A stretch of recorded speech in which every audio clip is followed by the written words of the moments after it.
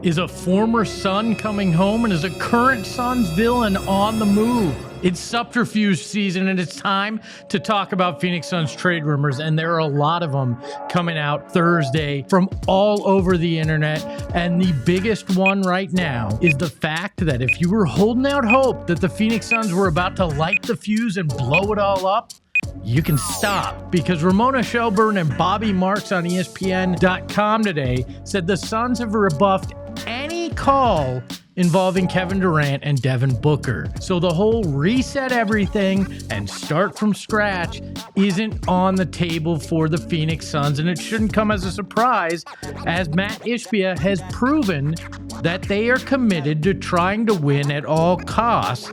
And right now, I think it's the right approach. You need to move on from Bradley Beal. That's the first thing that you need to be looking at here and trying to figure out how do you do it.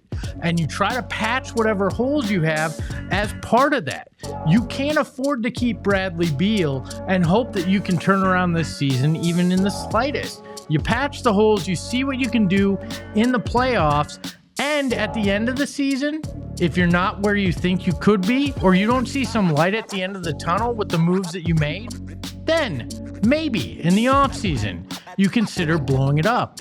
But if you're not blowing it up and you're pot committed, what are you going to do? Well, Dwayne Rankin of the Arizona Republic and AZ Central Sports came out today with a report saying that the Phoenix Suns and Atlanta Hawks have discussed a potential move of one Jusuf Nurkic and a first-round pick potentially.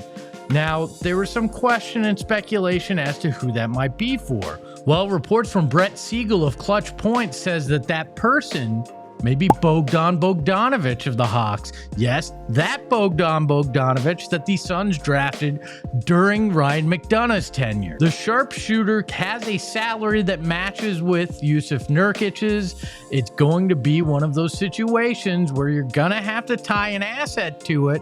But at this point, Jusuf Nurkic has tanked any trade value he had by being a complete and utter malcontent and taking it public. Before this, his play and his $18 million price tag made it very difficult to move him, but coming out publicly made it even harder.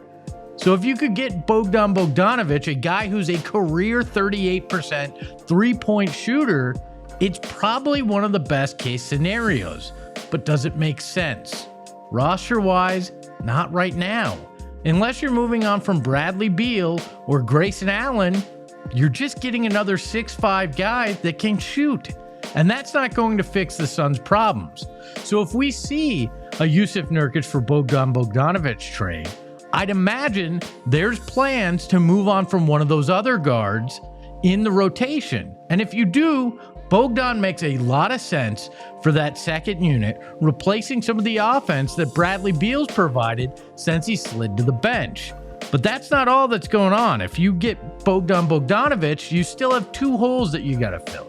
One at center, because Mason Plumlee has proven at this advanced stage of his career, he can't be a backup. And also Iguodaro's proven at this early stage of his career, he's not ready to take on those minutes full time. So you need another center to go along with Nick Richards. And how do you do that? Well, no rumors have materialized on that, but the second thing you need is a guy with edge that'll come in and help wake up the Phoenix Suns when they sleepwalk through certain parts of games, which they've become prone to doing this season and did the other night against the Minnesota Timberwolves. Second half collapses and third quarters that are embarrassing can't happen, and you need a guy that's going to be a dog that won't let it happen on the court and won't let it happen in the huddle, because they'll make sure that you're all on the same page. Now, you may not like it, but Jimmy Butler could be that guy for the Suns. And reports earlier today from Bobby Marks said the Suns and Heat are still trying to figure out a framework that could involve a third or fourth team to make this deal happen.